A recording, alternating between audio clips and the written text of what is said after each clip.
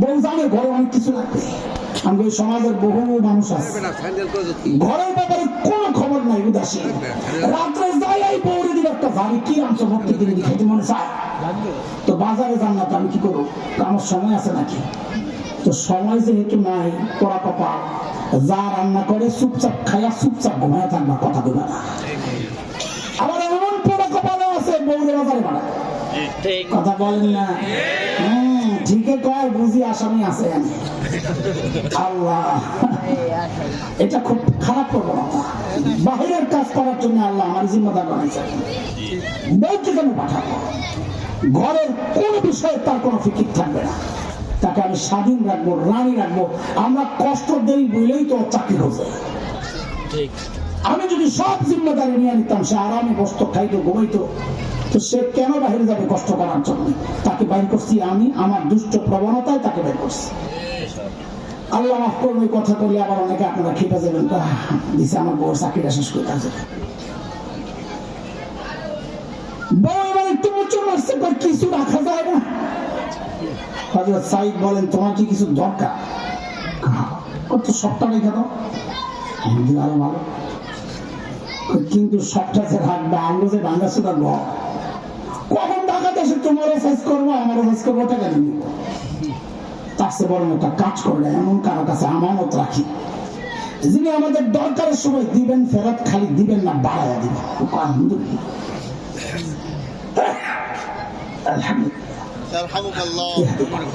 হযরত সাঈদ বলেন, তাইলে এই বেরোত দান করে দাও। দান করা মানে আল্লাহর কাছে আমানত রাখা। কিয়ামতের দিন যখন আমাদের লাগবে, আল্লাহ শুধু ফেরত দিবেন না, অনেক বাড়াইয়া দিবেন। কত বাড়াবেন? যত বাড়াইলে আমরা জান্নাতে যেতে পারি। বউকে বুঝছে দিয়ে দেন, সব দিয়ে দেন। দেখ দ্রুত এইবার যায় যখন মদিনায় খবর শুনাইছে, আবার হযরত ওমর এইবার এত খুশি হয়েছে, সাথে সাথে ফরমান জারি করলেন, ওই কাফেলা রেডি কর, আমার সাঈদকে দেখতে যাব। বাইরে সুবহানাল্লাহ, বাইরে হয় না, কারণ আপনি তো ওই জমানার মানুষ, মোবাইলের টিকিট কেটে বিদেশ জায়গা এই জমানা হয় কি বুঝবো? ওই জমানায় মদিনা থেকে সিরিয়া যাওয়া কত কষ্ট বলেন। এই জমানায় বড় বড় মোবাইলের টিকিট কাটে। আরে আরে পিচ্ছি পাওয়া গেছে, টিকিট ছাড়াই তো বিমানের টিকিট আসছিল। কি রে ভাই, শুনেন না? আপনাকে এই এলাকার কোন জায়গায় জানি? হ্যাঁ, পিচ্ছি একটা বাংলা মাদ্রাসা ছাত্র, এটা জানি, মাদ্রাসার ছাত্র। এই কাপড় এক কাপড়ে ব্যাগ একটা হাতে লইয়া গেছে এয়ারপোর্ট ঢুকে গেছে, যাইয়া কেমনে কেমনে কেমনে কেমনে প্লেন উঠতে বসছে। খেয়াল করে, পিচ্ছি প্লেনে বসছে, যে সিটে বসছে ওই সিটটাতে একজনের টিকিট বেচা। ওই টিকিট ওরা যখন আইছে, ওই পিচ্ছি, তোমার বোর্ডিং পাস দেখাও। কি এর বোর্ডিং পাস? রাতে আছে বোর্ডিং এর একটা ব্যাগ। খেয়াল করেন, আমি অবাক হয়েছি, 6টা সিকিউরিটি ধাপ পার হয়ে এসে গেছে। প্রথম গেটে আটকায়, টিকিট দেখে, পাসপোর্ট দেখে, তারপরে ঢুকা, এরপরে যেই কোম্পানির প্লেন, ওই কোম্পানির থেকে কাউন্টার থেকে বোর্ডিং পাস নিতে হয়, ওটা একটা। এরপরে ইমিগ্রেশন পার হইতে হয়, এটা একটা। এরপরে ওই গ্লাস ঘেরাও করা যে স্পেশাল জায়গাটা থাকে, ওখানে ঢুকতে হয়, তাও বিদেশি প্লেন, এই জন্য এটা আরো বেশি। ওইখানে ঢোকার সময় তো সব করতে হয়, সব বলতে প্যান্ট, বেল্ট, জুতা টুতা যা আছে সব মানিব্যাগ দিয়ে রাখা যায়। এইরকম হাই সিকিউরিটির একটা জায়গা সাইরা, এরপরে প্লেনে ঢোকার সময় আবার চেক করে বোর্ডিং পাস আছে কিনা, আবার বিমানে উঠলে খালাম্মার চেক করে, খালাম্মার চেক করে আছে কিনা। এতগুলা ব্লক পার হয়ে যখন গেল, তো তখন আপনাকে বলতে মনে চায়, মাঝে মাঝে 2-4টা বলা হয় যে মাঝা থেকে পালায়, হুজুর করে কিছু করেন না। এতগুলো সিকিউরিটি আটকাতে পারে না, আমরা একজন হুজুর এতগুলো বাচ্চা কেমন আটকাবেন? কিরে ভাই, কথা ঠিক কিনা বলে? আল্লাহু আকবার। সাইয়েদনা ওমরের কাফেলা যখন হিমসে ঢুকে, গোটা হিমস যেন ভেঙে পড়ে। চারিদিক থেকে হাজারো মানুষ ছুটে ছুটে আসছে। কেন? মদিনা থেকে আমাদের আমিরুল মুমিনিন আসতেছে, আল্লাহর নবীর শ্রেষ্ঠ সাহাবী ওমর ইবনুল খাত্তাব আসতেছেন এক নজর দেখার জন্য। সাইয়েদনা ওমর বসা পাশে সাঈদ ইবনে আমির, সামনে হাজারো মানুষ। হযরত ওমর চিন্তা করলেন, সাঈদকে আমি তো ভালো জানি, কিন্তু জনগণ কি মনে করে, এই সুযোগে একটু পরীক্ষা করে নেওয়া যাক। অনেক সময় দেখা যায় নেতার কাছে নেতা ভালো, কিন্তু পাবলিক দেখতে পারে না, হয় না?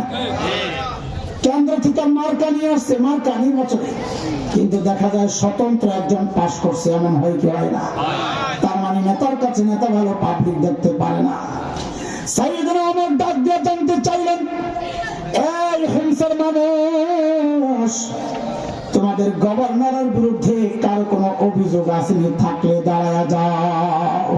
বাপরে বাপ, বর্তমান জমানায় পাকিস্তানের কথা কইতাছি, কোন জায়গা কথা কও, পাকিস্তানের নেতা, বড় নেতা যদি কোন এলাকায় যায় মানুষকে জিজ্ঞেস করতে হয়, আপনার এলাকার নেতার বিরুদ্ধে কারো কোনো অভিযোগ আছে? থাকলে দাঁড়ান। কোন জায়গার কথা কইতেছি? পাকিস্তানকে শুনলে তোরা খুব মজা পাও। তো এলাকার মানুষ কি কইতো?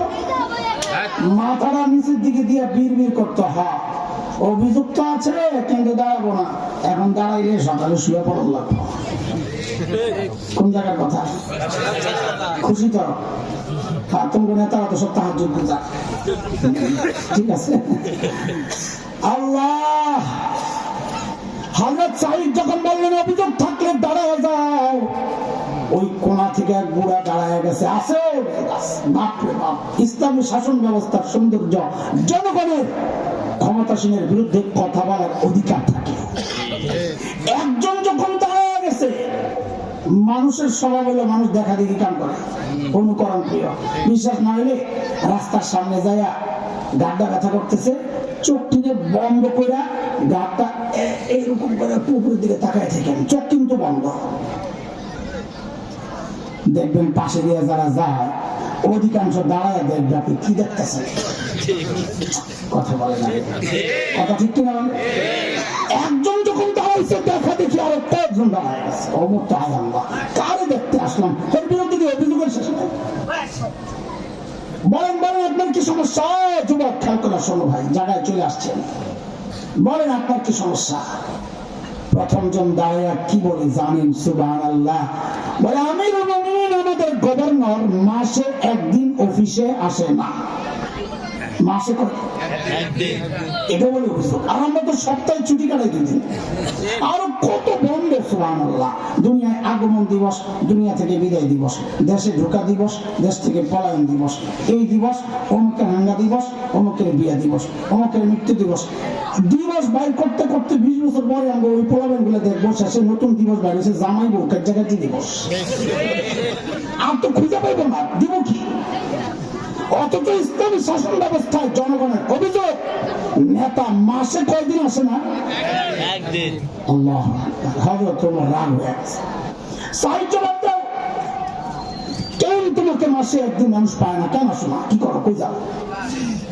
আসামির কাঠ গড়ায় আল্লাহ নবীর সাহাবী জনতার আদালত দাঁড়ায় বলতেছেন, আমিরুল মুমিনিন, আপনি তো জানেন আমি গরিব মানুষ।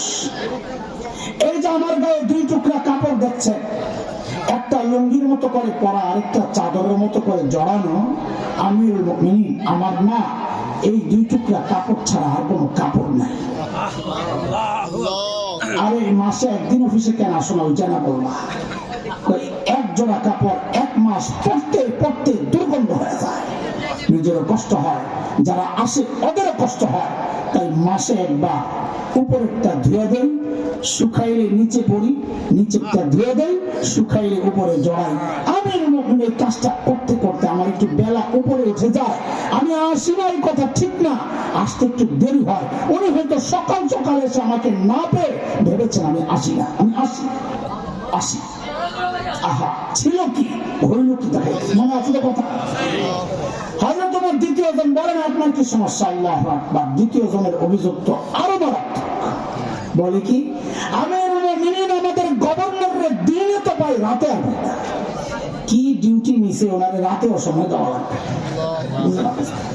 হযরত ওমর তো রাগ হয়ে গেছেন। সাঈদ জবাব দাও, কেন তোমাকে রাতে পাওয়া যায় না? আসামির কাঠ গড়ায় আল্লাহ নবীর সাহাবী কাছামাছি বলতেছেন, আমিরুল মুমিনিন, এটা তো প্রকাশ করার ব্যাপার ছিল না, একান্ত ব্যাপার ছিল। কিন্তু এখন প্রশ্নের মুখে পড়েছি, না বলেও তো পারছি না। কেন আমাকে রাতে পাওয়া যায় না? আমিরুল মুমিনিন কসমতু হায়াতি বাইনা রাব্বি ওয়া বাইনা ইবাদি। আমিরুল মুমিনিন জীবনটারে দুইটা ভাগ করছি। এক ভাগ রাতটা আমি আমার মালিককে সময় দেই, দিনটা মালিকের বান্দাদেরকে সময় দেই। আরে কাদের কথা শোনাচ্ছি? মূর্তি পূজা যেন মিস না হয়, ওই চিন্তায় যারা বগলের নিচে মূর্তি নিয়ে ঘুরত, সেই মানুষগুলো হইল কি দেখে? মালিকের জন্য রাত বেরাত। হ্যাঁ, আমরা তো ব্যস্ত, তারা তো ফ্রি মানুষ ছিলেন, ওই জন্য মালিকের জন্য রাত বরাদ্দ দিচ্ছেন। আমরা তো ব্যস্ত, আমরা কত কাজ, পরিবার, সংসার, সমাজ, ব্যবসা বাণিজ্য, রাজনীতি, কত কাজ। মালিককে টাইম দেওয়ার সময় কোথায়? অথচ হায়াতের একটা ভাগ ফেসবুক কিন্তু ঠিকই পায়, এই হায়াতের একটা ভাগ ইউটিউব কিন্তু ঠিকই পায়, এই হায়াতের একটা ভাগ খেলোয়াড় পায়, গায়ক গায়িকা পায়, নায়ক নায়িকা পায়। পায় না কেবল আমার মালিক। মালিকের টাইম দেওয়ার সময় আমার হাতে নেই। এরে জালিম, আমি আর তুমি ছাড়া দুনিয়ার সব মালিককে টাইম দেয়। ওই একটা গাছের দিকে তাকা, দেখো না কি মনে হয় গাছটা বুঝি এমনি দাঁড়ায় আছে? না না, ওই গাছটাও দাঁড়ায় দাঁড়ায় মালিকের তাসবিহ পড়ে। আর যে কুকুরটাকে নিকৃষ্ট প্রাণী মনে করে তাড়াবে, ওই কুকুরটা রুকুর হালতে মালিকের তাসবিহ পড়ে। যে পোকামাকড় গুলো পায়ে ধরে মেরে ফেলি, ওই পোকামাকড় গুলো সিজদার হালতে মালিকের তাসবিহ পড়ে। পড়ি না কেবল আমি আর আপনি, আমাদের হাতে সময় নাই। কসম আল্লাহ, এর যুবক কসম করে বলছি, সময় একদিন আসবে, করার থাকবে না কিচ্ছু। সেদিন শুধু চিৎকার করে করে কানবার বলবো, ইয়া লাইতানি কদ্দামতু লিহায়াতি। সময় মতো যদি একটু পুঁজি বানায় আসতাম, তো আজকে আর আমার এই বিপদে পড়া লাগে না। এই যুবকরা শোনো, পুঁজির একটা ছোট্ট উদাহরণ শোনাই তোমাদের। যদি কারো হৃদয়ে গাঁথির জন্যে, আমার মাদ্রাসার এক ওস্তাদ, এই কয়েক বছর আগের কথা, একদিন আমাকে ডেকে বলতেছেন, ভাইজান আপনার একটা ভিডিও দেখায় আসেন। তো আমার অফিসের মধ্যে তার মোবাইলে একটা ভিডিও, আরব দেশের কোন একটা আরব দেশের হবে টেলিভিশনের একটা ইন্টারভিউ প্রোগ্রাম। একটা ছোট্ট বাচ্চার ইন্টারভিউ নিচ্ছে একজন। বাচ্চাটার বয়স বড় 13-14 হবে। ছোট্ট বাচ্চাটা অন্ধ, চোখে দেখে না। তো বাচ্চাটাকে উপস্থাপক জিজ্ঞেস করতেছে, আর তোমার যে চোখটা নাই, তুমি কি আল্লাহর কাছে নিয়ামত ফেরত চাও? বাচ্চাটা ভাবলে সে জবাব দিয়ে দিল যে না, আমি নিয়ামত ফেরত চাই না। আমি তো অবাক হয়ে গেছি, কিন্তু বোকা নাকি? এই নিয়ামত ফেরত চাই না মানে কি? বুঝে না নিয়ামতের দাম কত। তা আমি তো ভিডিও দেখে অবাক হয়েছি, কিন্তু উপস্থাপক, সঞ্চালক, পরিচালক তো সামনে, তার তো আরো অনেক বেশি অবাক হওয়ার কথা। তিনি অনেক অবাক হয়ে জিজ্ঞেস করলেন, লিমাযা? আরে কেন তুমি এই নিয়ামত ফেরত চাও না? আহারে, বাচ্চাটার জবাবটা শুনা আমি বুঝছি বোকা ও না, বোকা তো আমি। আল্লাহকে সাক্ষী রেখে বলছি আপনাদেরকে, বাচ্চাটার জবাবটা শুনে আমি সাথে সাথে কান্না করে দিচ্ছি। আরে বললো কি সেটা? সে বলে কি জানে, আহা, তাকে যখন জিজ্ঞেস করা হয় চোখের নিয়ামত ফেরত চাও না কেন, কেন চাও না? তো আমি পুঁজি বানাইছি। কিসের পুঁজি? হাসরের মাঠে যখন একে একে ডাক পড়বে আল্লাহর আদালতে, আমারও তো ডাক পড়বে। এই ছোট্ট বাচ্চার কি ডাক, কিন্তু তার চিন্তাটা কত ইচ্ছা। যখন আমার ডাক পড়বে,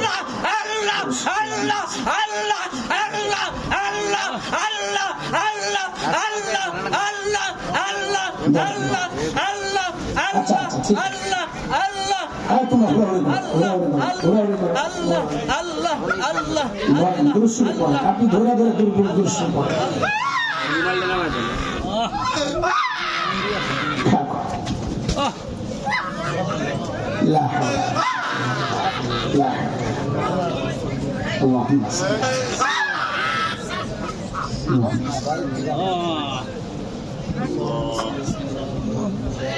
اللهم صل على سيدنا محمد لا حول ولا قوة। ঠিক আছে, ঠিক আছে। তো বলে আল্লাহর আদালতে যখন আমি দাঁড়াবো, আমি পুঁজি বানাইছি। পুঁজি কি? পুঁজি? যা বসো, যাও যাও যাও যাও, ওদিকে যাও, বসো, যাও, এখানে ভিড় করো না, যাও যাও যাও যাও যাও যাও, ওই পিছনে যাও, বসো, যাও যাও, এখানে ভিড় করো না, ডিস্টার্ব করো না, আমাদের কথা এক চানে চলতেছিল, তোমরা ডিস্টার্ব করো না, যাও, আওয়াজ করো না, আওয়াজ করো না, আওয়াজ করো না, আওয়াজ করো, আমাদের ডিস্টার্ব করো না। আল্লাহ আল্লাহ। ওকে যখন জিজ্ঞেস করা হলো তুমি কেন চাও না, তো বলে হাসরের মাঠে আল্লাহর আদালতে যখন আমি যাব, তখন যেন আমি নতুন জানো হয়ে আমার মালিকের সামনে বলতে পারি, ও আমার মালিক, দুনিয়ায় তো আমার এই চোখের নিয়ামত দাও নাই, ওগো মালিক, ওই উসিলাই কি আজকে আমার আযাবটা একটু কমায়া দেওয়া যায় না? আমি জানতেছিলাম ঠিক উল্টা চিন্তা করে, যাহারে আমার মালিক যদি ঠিক উল্টা প্রশ্ন আমাকে করেন তো আমি কি জবাব দিব? আমার মালিক যদি আমাকে জিজ্ঞেস করেন, এর হাসান জামিল, তোকে তো চোখের নিয়ামতটা দিছিলাম, কিন্তু ভোগ করছস, এখন আযাবটা একটু বাড়াইয়া দিই, তো আমি কি জবাব দিব? তোকে তো জবানের নিয়ামত দিছি, তুই তো ভোগ করছস, এখন আযাবটা একটু বাড়াইয়া দিই, তো আমি কি জবাব দিব? এই যুবক তুমি কি জবাব দিবা? বাবা কি জবাব দিবে? কোন পুঁজির ভরসা এমন নিশ্চিন্ত জীবন যাপন করছি বলে? হ্যাঁ, কোন পুঁজি? হ্যাঁ, পুঁজি যে নাই একেবারে তাও না, আছে, আমাদের পুঁজি আছে, সেই পুঁজি হচ্ছে গুনাহ, গুনাহ, গুনাহ, গুনাহ, গুনাহ। চুল পাইটা সাদা হয়ে গেছে, এখনো গুনাহ ছাড়তে পারে, দাড়ি পাইটা সাদা হয়ে গেছে, এখনো গুনাহ ছাড়তে পারি না। বাবা ছাড়বেন কবে জিজ্ঞেস করি? এই চুল দাড়ি সাদার মানে জানে? ওরা আমাদেরকে জিজ্ঞেস করে, হাদিসে পড়ছি, তাই এই জালিম যখন মাঝে মধ্যে আয়নার সামনে দাঁড়ায়, যখন দেখি চুল সাদা, দাড়ি সাদা, কলিজাটা মোচড় দিয়ে ওঠে, কেন? অর্থ জানি। এর দোস্ত খেয়াল করে শুনে, আমার সামনে আমার রাত গাছের পাতাটা ঝরায়া আমাকে সতর্ক করেছিলেন, হাসান জামিল, যে জিনিস ধরে ওই জিনিস কিন্তু ঝরে, একদিন তুইও ঝরে যাবি, আমি কিন্তু সোজা হই নাই। আমার সামনে আমার রাত সূর্য ডুবায়া আমাকে সতর্ক করেছিলেন, হাসান জামিল, যে জিনিস ওঠে ওই জিনিস কিন্তু ডুবে, একদিন তুইও ডুবে যাবে, আমি কিন্তু সোজা হই নাই। আমার সামনে দিয়া আমার বাবার লাশটারে আল্লাহ কবরে পাঠায় আমারে সতর্ক করেছেন, রে হাসান জামিল, একদিন তোর সন্তানের সামনে দিয়াও তোর লাশটা কবরে কিন্তু যাবে, আমি কিন্তু সোজা হই নাই। আমার সামনে দিয়ে আমার মায়ের লাশটা আল্লাহ যখন খবরে নেন, আমি দাঁড়া দাঁড়া কান্না করছিলাম, আমার রব আমায় সতর্ক করেছেন, রে হাসান জামিল, একদিন তোর সন্তানের সামনে দিয়েও তোর লাশটা যখন কবরে যাবে, তোর বাচ্চাগুলোও দাঁড়ায় আব্বু আব্বু বলে চিৎকার করতে থাকবে, দরজার আড়াল থেকে বিবি কান্না করতে থাকবে, আমি কিন্তু সোজা হই নাই। এইবার শুরু হয়ে গেছে মালিকের ডাইরেক্ট অ্যাকশন। এটা দোস্ত, চুল শরীরের একটা অংশ, দাড়ি শরীরের একটা অংশ, চুল পাকা দাড়ি পাকা মানে হচ্ছে শরীরের একটা অংশের মৃত্যু কিন্তু শুরু হয়ে গেছে। যে কোনো মুহূর্তে মালাকুল মউত যদি আল্লাহর হুকুম পাক খাপ করে তৈরি তার টান দিয়ে বাইর করে লয়ে যাবো না। এর যুবক তুমি কিন্তু এমনটা ভেবো না, আমার তো চুল কালো এখনো পাকে নাই, দাড়িও কাঁচা, লম্বা সময় পরে আছে, আমি নিজের শুধরাইয়া নিতে পারবো না। রে বাপ, না না, বিষয়টা এমন নাও হইতে পারে, উল্টাও তো হইতে পারে। কত বাবাকে দেখছি সন্তানের লাশ কাঁধে নিয়ে গোরস্থানে যায়, আরে কার মৃত্যু কখন চলে আসে কে জানে। এই মজলিসেও এমন কেউ থাকতে পারে, আমি সহ এমন কেউ থাকতে পারে যার খবর নাই, সে তো বসে আছে এখানে, কিন্তু তার খবর নাই তার কাফনের কাপড়টা চলে আসছে দোকানে, সে পয়সা কিছু নিশ্চিন্তা এখানে বসে বসে হাসে, তার কোনো চিন্তা নেই। অথচ কাফনের কাপড় আসছে চলে দোকানে, যে কোনো মুহূর্তে বাড়ির দিকে রওনা দিবে, না বানাইতে পারি, আল্লাহর আদালতে যাওয়ার সময় কিন্তু ডাক একটা আসবে, কাউকে না কাউকে আল্লাহ ডাক তো দিবে। সেই ডাকটা না জানি আমার পড়ে কিনা, যাওয়ার সময় না আল্লাহ থামায়া দেন এই কথা বলে। কোরআন বলতেছে ওয়াকিফুহুম ইন্নাহুম মাসউলুন, আত্মাকে জিজ্ঞেস করতে হবে। কে জিজ্ঞেস করবে? বলে জীবন কেমনে কাটাইছো, যৌবন কেমনে কাটাইছো। এই যুবক, প্রত্যেকটা লাইকের হিসাব আল্লাহর কাছে দেওয়া লাগবে, প্রত্যেকটা কমেন্টের হিসাব আল্লাহর কাছে দেওয়া লাগবে, প্রত্যেকটা শেয়ারের হিসাব আল্লাহর কাছে দেওয়া লাগবে, প্রত্যেকটা পোস্টের হিসাব আল্লাহর কাছে দেওয়া লাগবে।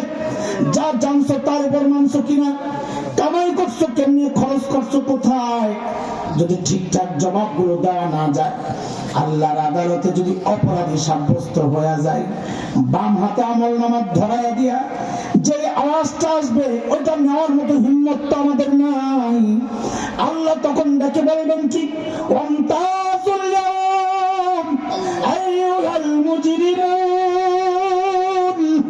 এই অপরাধী দুনিয়া আমার নেককার বান্দাদের সাথে একসাথে ওঠা বসা ছিল, আমি কিচ্ছু বলি নাই, আজকে কিন্তু আর আমার নেককার বান্দাদের সাথে থাকার সুযোগ নাই।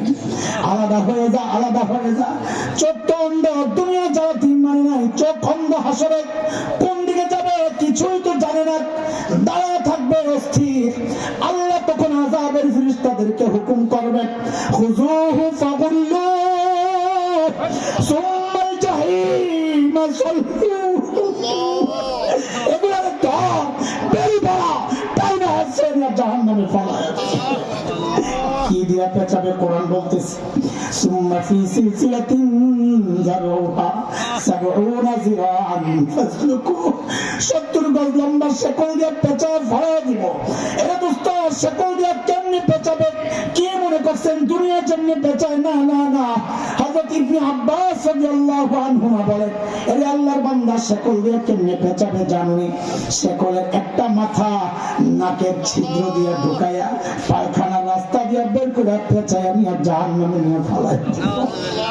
বড় কোনো জায়গা না জাহান্নাম। কোরআন বলে ওয়াইদা উলকু মিনহা মাকানান দায়িকা, ছোট্ট জায়গা গাদাগাদি কইরা আল্লাহ ফেলাবেন, বান্দা সইতে না পাইরা তখন চিৎকার করতে থাকবে। কি বলে?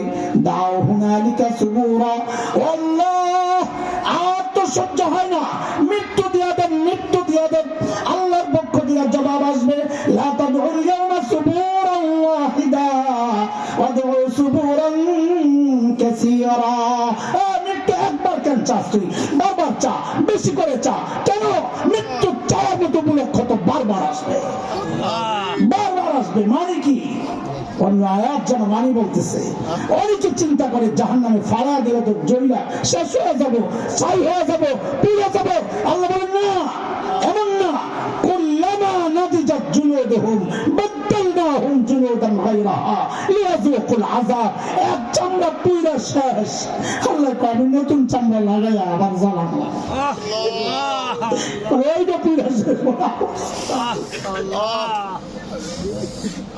ভাই, এই ভয়ঙ্কর আযাবের মুখোমুখি দাঁড়াতে না চাইলে দোস্ত মালিককে সময় দাও, গুনাহ ছাড়ো। যুবক, আমার কথাগুলো যদি তোদের হৃদয় পর্যন্ত না পৌঁছাতে পারে, আমি দুর্বল মানুষ, আমি শেষ একটা চেষ্টা করে দেখতে পারি তোদের জন্য। বলি কি যুবক, তোরা আমার সামনে আয়, সামনে আয়, তোদের পাওগুলো আমার সামনে মেলে দে, আমি ওই পাওগুলারে জড়ায়া ধইরা সারা বসা বসা কান্না করি, তাও তোরা গুনাহ ছেড়ে দে।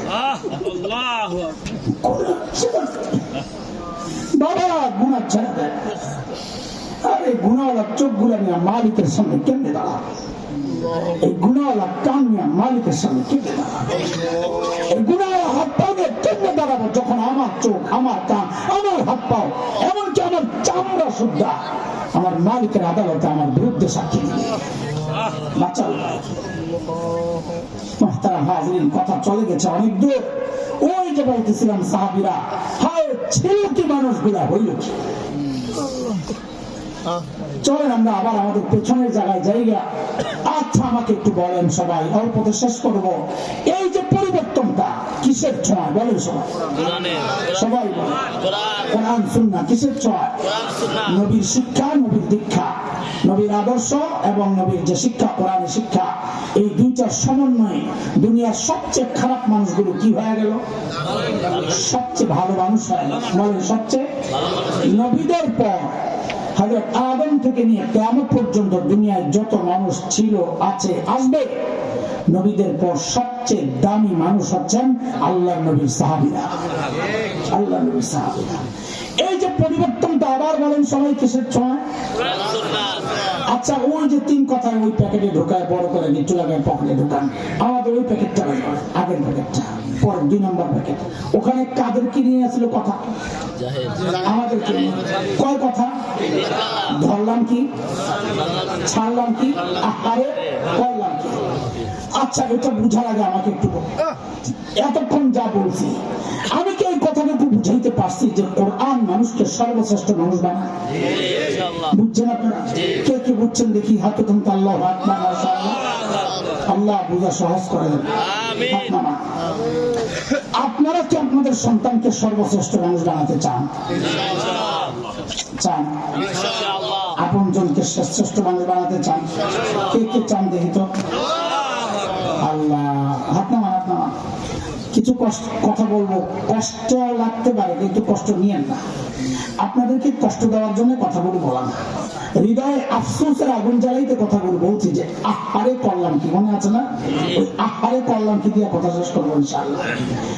এই যে হাত উঠাইছেন না, সন্তানকে সর্বশ্রেষ্ঠ মানুষ বানাতে চান, এখানে অনেক চেহারা আছে যারা এই কথাটা সত্য বলেন নাই, মিথ্যা বলেছেন।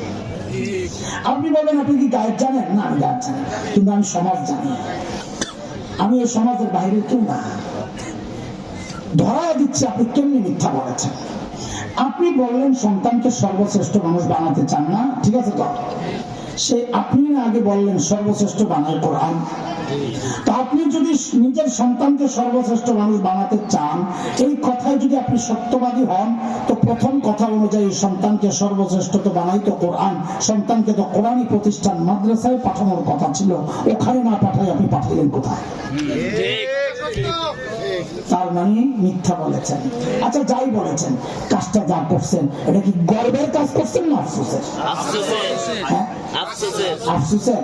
কেন আফসোস? কেমনি আফসোস? অল্প কয়েক মিনিটের মধ্যে আমি একটু বুঝাইয়া দিই। তার আগে আমাদেরটা বলি একটু শুনে। অল্প সময় আমরা যারা মাদ্রাসায় পড়ছি, আলহামদুলিল্লাহ, আমরা নিজেরাও ঠকি নাই, আমাদের মা বাবাও ঠকেন নাই। আমি নিজে ঠকি নাই, আমি ছোট্ট করে বলি। দেখেন, দুনিয়ার রাজা বাদশাদের চেয়ারে আমরা বসতে পারি নাই, বা বসতে চাইও না। আমি ব্যক্তিগত বসতে চাইও না, কিন্তু এটা এক চরম বাস্তব কথা। কোরআনের কারণে আল্লাহ আপনাদের দিলে আমাদের প্রতি যে শ্রদ্ধা ভালোবাসা রাখছেন, দুনিয়ার রাজা বাদশারা এক ধারে কাছেও নাই। কথা ঠিক? আপনি নেতার পিছনে ঘুরে, কিন্তু বাইরে গিয়ে যে নেতারে গাইলেন এটাও জানি, কিন্তু আমাদের বাইরে আপনারা আমাদেরকে মহাব্বতই করেন। 2-4টা দুষ্ট লোক তো থাকবে, তাই সব আলাদা। আমাদের মা বাবাও আমাদেরকে দিন শিখায়, নিজেরাও ঠকেন নাই। কেন জানেন? বড়দের কথা বাদ, আমি তো ছোট মানুষ। আমার এমন কোন দিন যায় বলে আমার মনে পড়ে না যেদিন আমি বলি না রব্বির হামহুমা কামা রাব্বায়ানি সগীরা। আল্লাহ, আমার মা বাবা আমাকে যেভাবে মায়া করে পালছেন, তুমিও তাদেরকে রহমতের মায়া ঢেকে রেখো।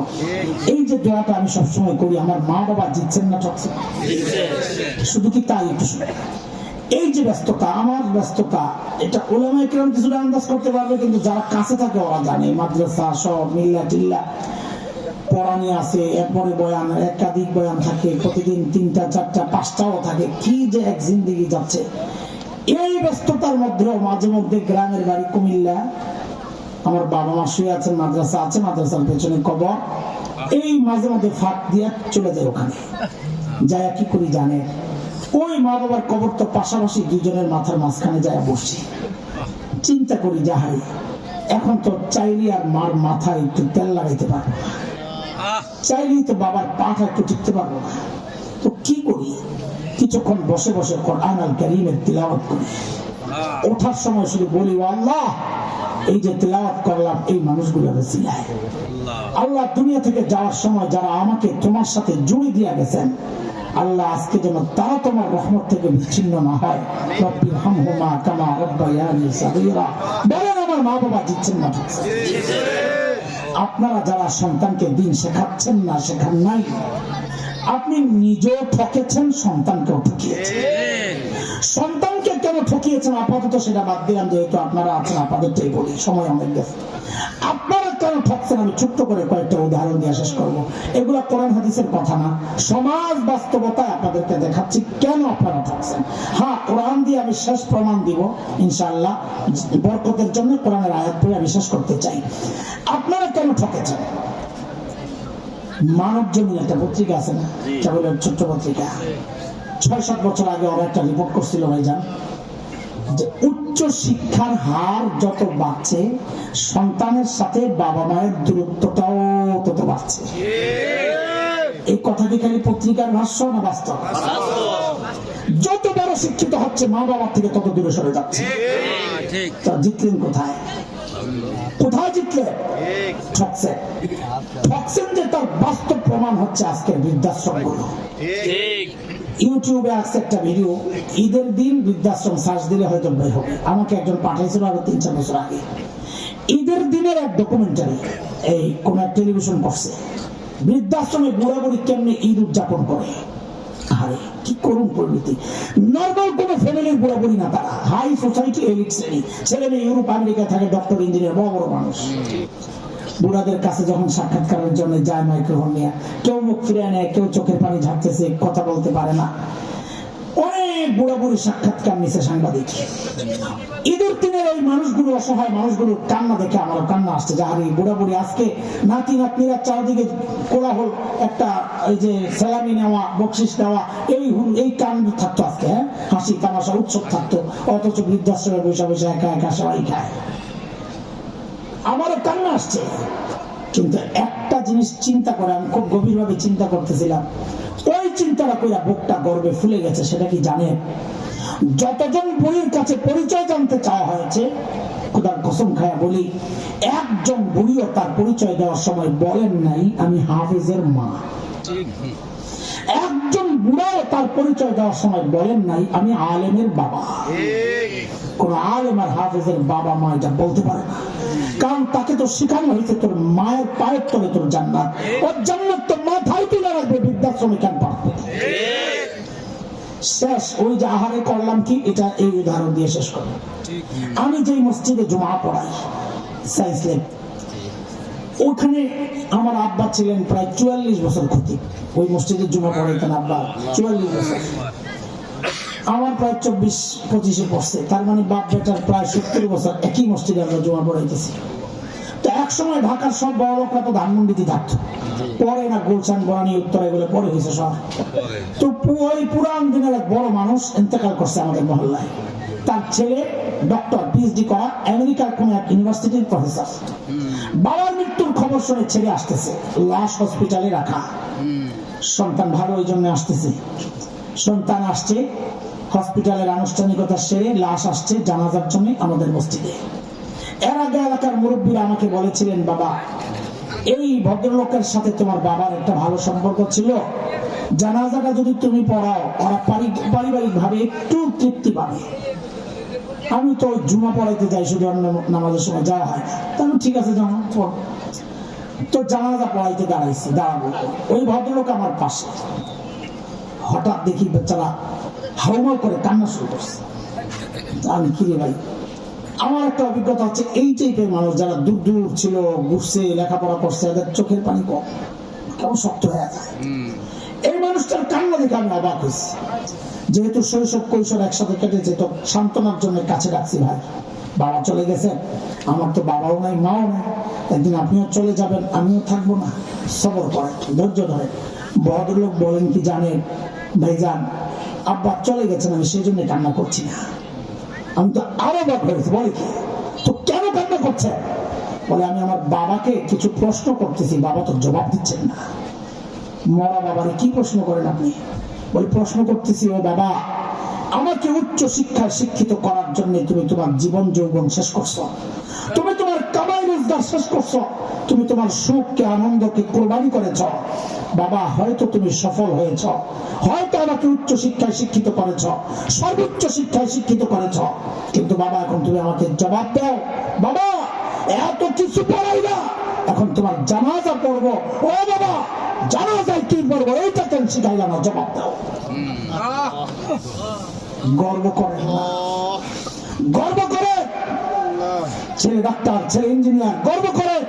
ওই গর্ব তো করবে হাফেজের বাবা, গর্ব তো করবে আলেমের বাবা।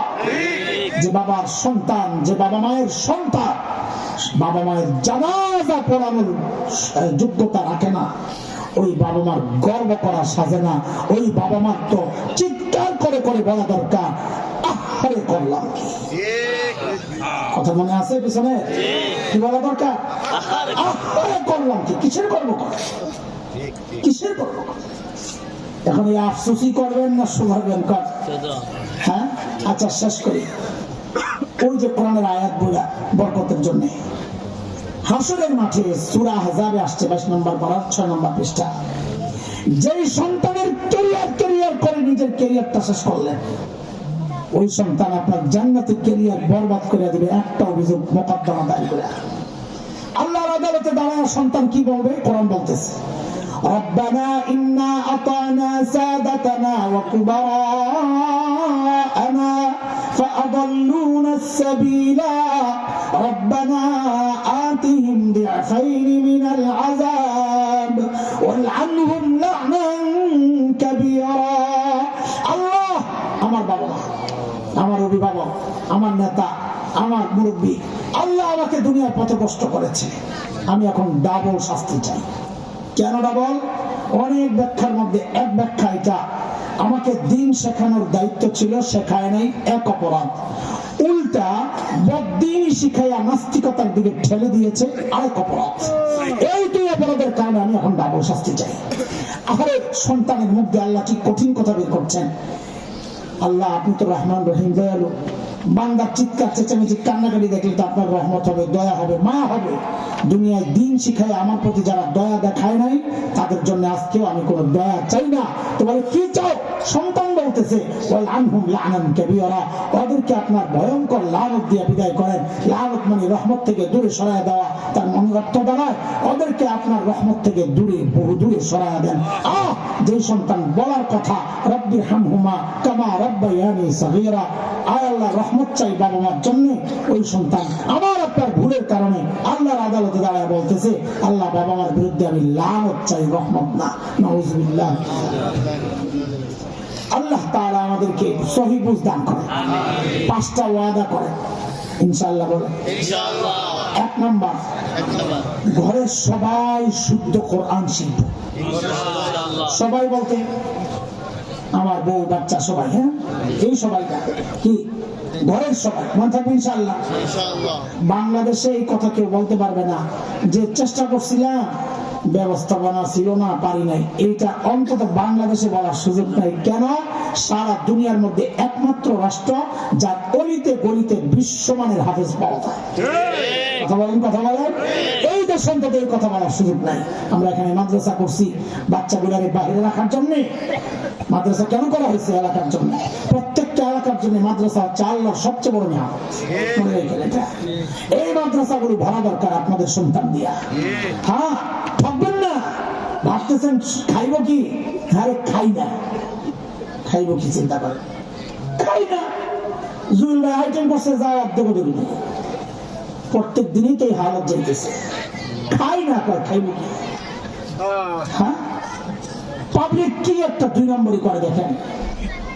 কিছু যদি বলে ভাই পোলারে মাদ্রাসা দেন, কবুজের মাদ্রাসায় বলে খাইব কি, তার মানে মাদ্রাসা না খাইয়া থাকি। এই লোকে কিন্তু অন্য হুজুরের ব্যাপারে কি বলে? হুজুর ও কান কি খালি খায় আর খায়, খায় আর খায়। আগে কি দিলেন? মিলে কথা মিলে সব জায়গায় দুই নম্বরই চলতেছে। ওরা বুঝান। আল্লাহ তাআলা আমাদেরকে সেই বুঝতেন। বলেন ইনশাআল্লাহ সবাই শুদ্ধ কোরআন শিখবো। এক নাম্বার। দুই নাম্বার, কোরআন শুদ্ধ শিখলাম পড়লাম না এমনটা যেন না হয়। সবাই নিয়মিত কোরআনের তিলাওয়াত করবো ইনশাআল্লাহ, ঠিক আছে ইনশাআল্লাহ। 3 নাম্বার, কোরআন অনুযায়ী চলবো ইনশাআল্লাহ, কোরআন বিরোধী কোনো কাজ করবো না ইনশাআল্লাহ। 4 নাম্বার, কোরআন ওয়ালা মানে উলামায়ে কেরামকে ভালোবাসবো ইনশাআল্লাহ। 5 নাম্বার, কোরআনী প্রতিষ্ঠান যেখানেই পাবো, যেমন আমাদের এই মাদ্রাসাও একটা কোরআনী প্রতিষ্ঠান, যেখানেই পাবো, এই জায়গা না হোক আমার মহল্লায়, যেখানেই পাবো কোরআনী প্রতিষ্ঠান সহযোগী হয়ে পাশে দাঁড়ায় যাবো ইনশাআল্লাহ। ওয়াদা, শুদ্ধ কোরআন সবাই শিখবো, নিয়মিত কোরআন পড়বো, কোরআন অনুযায়ী চলবো, কোরআন ওয়ালাদেরকে ভালোবাসবো, কোরআনী প্রতিষ্ঠানের পাশে দাঁড়াবো ইনশাআল্লাহ। আল্লাহ আমাদেরকে কবুল করেন, আল্লাহ এই মজলিসকে কবুল করেন, আল্লাহ এই মাদ্রাসাকে কবুল করেন, এই মাদ্রাসাকে গোটা অঞ্চলের হিদায়াতের ওসিলা বানিয়ে দেন, সারা দুনিয়ার ইলম আর হিদায়াতের মার্কাজ বানিয়ে দেন। মাদ্রাসা প্রতিষ্ঠার পেছনে যাদের অবদান, বিশেষ করে আমাদের জুয়েল ভাইদের পরিবার এবং এলাকার মুরব্বী আমাদের ভাইরা যারা আছেন, সবার প্রতি আমরা কৃতজ্ঞ। আপনারা এইরকম একটা দামি উদ্যোগ নিয়েছেন, আপনারা যেন হতাশ না হন, এজন্য বলি মাদ্রাসার হালত এমনই হয়। ওনারা মনে করছে হসপিটাল দাবাদা বিল্ডিং ওরা এনেছি, কাস্টমার বেচা কিনা, ও মাদ্রাসা এরকম না। মাদ্রাসা 10 বছর কানতে হয়, 5 বছর মাটিতে শুইতে হয়, এরপর একটা ঘর উঠে। মাদ্রাসা সিস্টেম এটা। হতাশ হন না, হতাশ হন না, দিন এভাবেই শিখতে হয়। দিনের মধ্যে মেহনত আছে, দিনের মধ্যে আরাম নাই। কি বলেন আপনারা? আল্লাহ কবুল করেন, আল্লাহ গোটা এলাকাকে কবুল করেন, আমাদের সকলের দিলগুলো মাদ্রাসার দিকে ঝুঁকায় দেন আল্লাহ। আমিন আমিন। আমার কথায় কষ্ট পাইলে মাফ করে দিন। আমি আপনাদের জন্য দোয়া করি, আপনারা আমার জন্য দোয়া করেন। ওয়া আখিরু দাওয়ানা আলহামদুলিল্লাহি রাব্বিল আলামিন। সুবহানাকাল্লাহুম্মা বিহামদিক আশহাদু আল্লা ইলাহা ইল্লা আনতা আস্তাগফিরুকা ওয়া আতুবু ইলাইক। আপনি আছেন?